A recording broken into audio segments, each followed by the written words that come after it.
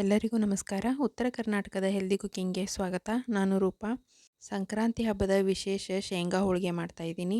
ನಮ್ಮ ಉತ್ತರ ಕರ್ನಾಟಕದ ಸ್ಪೆಷಲ್ ಈ ಶೇಂಗಾ ಹೋಳಿಗೆ ತುಂಬ ರುಚಿಯಾಗಿರುತ್ತೆ ಮತ್ತು ಆರೋಗ್ಯಕ್ಕೂ ಒಳ್ಳೆಯದು. ಅದರಲ್ಲೂ ಮೈದಾ ಹಿಟ್ಟು ಹಾಕದೇ ಮಾಡ್ತಾ ಇದ್ದೀನಿ. ಹೇಗೆ ಮಾಡೋದು ಅಂತ ನೋಡೋಣ ಬನ್ನಿ.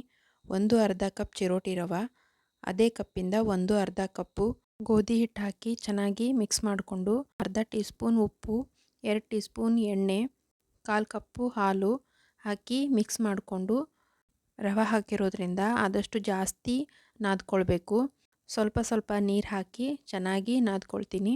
ಹಿಟ್ಟನ್ನು ಆದಷ್ಟು ಗಟ್ಟಿಯಾಗಿ ನಾದ್ಕೊಳ್ಬೇಕು. ಮೈದಾ ಹಿಟ್ಟು ಆರೋಗ್ಯಕ್ಕೆ ಒಳ್ಳೆಯದಲ್ಲ. ಆದಷ್ಟು ಈ ಥರ ಚಿರೋಟಿ ರವೆ ಗೋಧಿ ಹಿಟ್ಟಿನಿಂದ ಮಾಡಿದರೆ ತುಂಬ ಆರೋಗ್ಯಕ್ಕೂ ಒಳ್ಳೆಯದು, ತುಂಬ ಚೆನ್ನಾಗೂ ಇರುತ್ತೆ. ನೋಡಿ, ಈ ಥರ ಗಟ್ಟಿಯಾಗಿ ನಾದ್ಕೊಂಡು ಅರ್ಧ ತಾಸು ನೆನೆಯಲ್ಲಿ ಬಿಡ್ತೀನಿ. ಈಗ ಗ್ಯಾಸ್ ಮೇಲೆ ಒಂದು ಬಾಳಿಗೆ ಇಟ್ಕೊಂಡು ಅರ್ಧ kg ಶೇಂಗಾ ತೊಗೊಂಡಿದ್ದೀನಿ. ಗ್ಯಾಸ್ ಆನ್ ಮಾಡಿಕೊಂಡು ಸಣ್ಣ ಉರಿಯಲ್ಲೇ ಈ ಥರ ಶೇಂಗಾನ ಕೆಂಪಗಾಗೋವರೆಗೂ ಹುರ್ಕೊಳ್ತೀನಿ. ಶೇಂಗಾ ಎಲ್ಲ ಕೆಂಪಗಾಗಿದೆ. ಇಲ್ಲಿ ನಾನು ಸಿಪ್ಪೆ ತೆಗಿತಾ ಇಲ್ಲ. ಸ್ವಲ್ಪ ಆರಿದ ನಂತರ ಒಂದು ಮಿಕ್ಸರ್ ಜಾರಿಗೆ ಇದರಲ್ಲಿ ಅರ್ಧ ಶೇಂಗಾನ ಹಾಕ್ಕೊಳ್ತೀನಿ, ಇನ್ನರ್ಧ ತೆಗೆದಿಡ್ತೀನಿ. ನಂತರ ಸಣ್ಣಗೆ ರುಬ್ಕೊಂಡು, ನೋಡಿ ಇಷ್ಟು ರುಬ್ಕೊಂಡಿದ್ದೀನಿ. ಈಗ 3/4 kg ಬೆಲ್ಲ ತೊಗೊಂಡಿದ್ದೀನಿ. ಅದರಲ್ಲಿ ಅರ್ಧ ಭಾಗದಷ್ಟು ಇದಕ್ಕೆ ಹಾಕಿ ಮತ್ತೆ ಸಣ್ಣಗೆ ರುಬ್ಕೊಳ್ತೀನಿ. ಈ ಥರ ಒಟ್ಟಿಗೆ ರುಬ್ಕೊಂಡ್ರೆ ಶೇಂಗಾ ಮತ್ತು ಬೆಲ್ಲ ಚೆನ್ನಾಗಿ ಮಿಕ್ಸ್ ಆಗುತ್ತೆ. ಇಷ್ಟು ಸಣ್ಣಗಾದರೆ ಸಾಕು. ಈಗ ಒಂದು ಪಾತ್ರೆಗೆ ಹಾಕಿ ಉಳಿದ ಶೇಂಗಾನ ರುಬ್ಕೊಂಡು ಮತ್ತೆ ಅದೇ ಥರ ಬೆಲ್ಲನೂ ಹಾಕಿ ರುಬ್ಕೊಂಡು ಶೇಂಗಾ ಪುಡಿನ ಮತ್ತೆ ಮೊದಲಿನ ಥರ ರೆಡಿ ಮಾಡ್ಕೊಳ್ತೀನಿ. ಅರ್ಧ kg ಶೇಂಗಾಗೆ 3/4 kg ಬೆಲ್ಲ ತೊಗೊಂಡಿದ್ದೀನಿ. ಬೆಲ್ಲ ಸ್ವಲ್ಪ ಜಾಸ್ತಿ ಅನಿಸಿದ್ರೆ ಅರ್ಧ kgಗೆ ಅರ್ಧ kgನೇ ತೊಗೊಳ್ಳಿ. ಸ್ವಲ್ಪ ಹೋಳಿಗೆ ಸ್ವೀಟ್ ಆಗಿದ್ರೇ ಚೆನ್ನಾಗಿರುತ್ತೆ. ಅಂದರೆ ತುಂಬ ದಿನ ಇಟ್ಕೊಂಡು ತಿನ್ಬೋದು, ಚೆನ್ನಾಗಿರುತ್ತೆ. ಎಲ್ಲ ಶೇಂಗಾ ಪುಡಿನೂ ಮಿಕ್ಸ್ ಮಾಡಿಕೊಂಡು ಈ ಥರ ಮುಟ್ಟಿಗೆ ಮಾಡಿದರೆ ಉಂಡೆ ಥರ ಆಗಬೇಕು. ಈ ಥರ ಇದ್ದರೆ ಸರಿಯಾಗಿ ಹದದಲ್ಲಿದೆ ಅಂತ. 1 ಟೀ ಸ್ಪೂನ್ ಏಲಕ್ಕಿ ಪುಡಿ ಹಾಕಿ ಮತ್ತೆ ಮಿಕ್ಸ್ ಮಾಡ್ಕೊಳ್ತೀನಿ. ಈಗ ಈ ಶೇಂಗಾ ಪುಡಿ ರೆಡಿಯಾಗಿದೆ. ಅರ್ಧ ತಾಸಿನ ನಂತರ ಹಿಟ್ಟು ಈ ಹದದಲ್ಲಿದೆ. ಈಗ ಉಳ್ಳೆಗಳನ್ನ ಮಾಡ್ಕೊಳ್ತೀನಿ. ಶೇಂಗಾ ಪುಡಿ ಗಟ್ಟಿಯಾಗಿರುತ್ತೆ, ಅದಕ್ಕೆ ಹಿಟ್ಟು ಕೂಡ ಗಟ್ಟಿಯಾಗಿ ನಾದ್ಕೊಳ್ಬೇಕು. ಈ ಅಳತೆಯಲ್ಲಿ ಉಳ್ಳೆನ ಮಾಡ್ಕೊಳ್ತೀನಿ.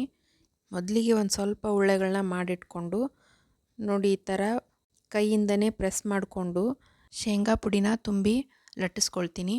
ಈ ಶೇಂಗಾ ಹೋಳಿಗೆ ನಮ್ಮ ಉತ್ತರ ಕರ್ನಾಟಕದ ಫೇಮಸ್ ಖಾದ್ಯ ಅಂತಲೇ ಹೇಳ್ಬೋದು. ಹಬ್ಬದಲ್ಲಿ ಮತ್ತು ಜಾತ್ರೆ ಇದ್ದರೆ ನಾವು ಮನೆಯಲ್ಲಿ ಈ ಥರ ಹೋಳಿಗೆಗಳನ್ನ ಮಾಡ್ತೀವಿ. ನೋಡಿ, ಈ ಅಳತೆಯಲ್ಲಿ ಮಾಡ್ಕೊಂಡಿದ್ದೀನಿ. ಈಗ ಅಕ್ಕಿ ಹಿಟ್ಟು ಹಚ್ಚಿ ಲಟ್ಟಿಸ್ಕೊಳ್ತೀನಿ. ಅಕ್ಕಿ ಹಿಟ್ಟು ಸ್ವಲ್ಪ ಹಚ್ಕೊಳ್ಬೇಕು, ತುಂಬ ಹಚ್ಚಿ ಲಟ್ಟಿಸ್ಬಾರ್ದು.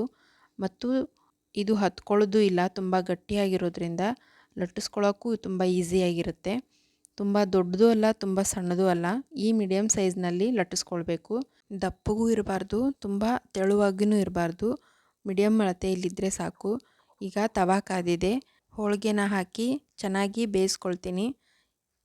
ಎರಡೂ ಕಡೆನೂ ನೀಟಾಗಿ ಈ ಥರ ಬೇಯಿಸ್ಕೊಳ್ಬೇಕು. ಸ್ವಲ್ಪ ಕೆಂಪಗಾದರೆ ಸಾಕು, ತೆಗೆದುಬಿಡಬೇಕು. ನೋಡಿ, ಈಗ ರೆಡಿಯಾಗಿದೆ. ಈಗ ಮತ್ತೊಂದು ಉಳ್ಳೆನ ಲಟ್ಟಿಸ್ಕೊಳ್ತೀನಿ. ಆಗಲೇ ಕೈಲಿಂದ ಪ್ರೆಸ್ ಮಾಡಿದ್ದೆ, ಈಗ ಲಟ್ಟಿಸ್ತಾ ಇದ್ದೀನಿ. ಈ ಥರ ದಂಡೆ ಎಲ್ಲ ತೆಳುವಾಗಿ ಲಟ್ಟಿಸಿ ಮಧ್ಯ ದಪ್ಪ ಇರಬೇಕು. ಇದಕ್ಕೆ ಶೇಂಗಾ ಪುಡಿ ತುಂಬಿ, ಶೇಂಗಾ ಪುಡಿ ತುಂಬ್ತೀವಲ್ಲ ಅದು ಹಿಟ್ಟಿನ ಉಳ್ಳೆಗಿಂತ ಸ್ವಲ್ಪ ಜಾಸ್ತಿ ಇರಬೇಕು. ಈ ಥರ ರೌಂಡ್ಗೆ ಮಾಡಿಕೊಂಡು ಸ್ವಲ್ಪ ಅಕ್ಕಿ ಹಿಟ್ಟು ಹಚ್ಚಿ ಲಟ್ಟಿಸ್ಕೊಳ್ತೀನಿ. ಇನ್ನೂ ಯಾರು ನನ್ನ ಚಾನಲ್ನ ಸಬ್ಸ್ಕ್ರೈಬ್ ಮಾಡಿಲ್ಲ, ಪ್ಲೀಸ್ ಸಬ್ಸ್ಕ್ರೈಬ್ ಮಾಡಿ. ಹೊಸ ಹೊಸ ಅಡುಗೆ ಖಾದ್ಯಗಳನ್ನು ನನ್ನ ಚಾನಲ್ನಲ್ಲಿ ನೋಡ್ಬೋದು. ನಿಮ್ಮ ಫ್ರೆಂಡ್ಸ್ ಆ್ಯಂಡ್ ಫ್ಯಾಮ್ಲಿಗೂ ಶೇರ್ ಮಾಡಿ. ಬೆಲ್ ಐಕಾನ್ ಪ್ರೆಸ್ ಮಾಡಿ.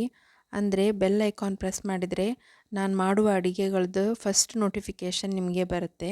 ನೋಡಿ, ಈ ಥರ ತೆಳುವಾಗಿ ಲಟ್ಟಿಸ್ಕೊಂಡು ಮತ್ತೆ ತವೆ ಮೇಲೆ ಹಾಕಿ ಎರಡೂ ಕಡೆನೂ ನೀಟಾಗಿ ಸ್ವಲ್ಪ ಕೆಂಪಾಗೋವರೆಗೂ ಬೇಯಿಸ್ಕೊಳ್ಬೇಕು. 15-20 ದಿನಗಳವರೆಗೂ ಈ ಶೇಂಗಾ ಹೋಳಿಗೆನ ಕೆಡದಂತೆ ಸ್ಟೋರ್ ಮಾಡಿಟ್ಕೊಳ್ಬೋದು.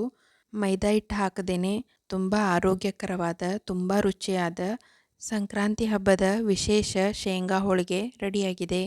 ಈ ರೆಸಿಪಿ ನಿಮಗೆ ಇಷ್ಟ ಆಗಿದ್ರೆ ಪ್ಲೀಸ್ ಲೈಕ್ ಮಾಡಿ. Thank you.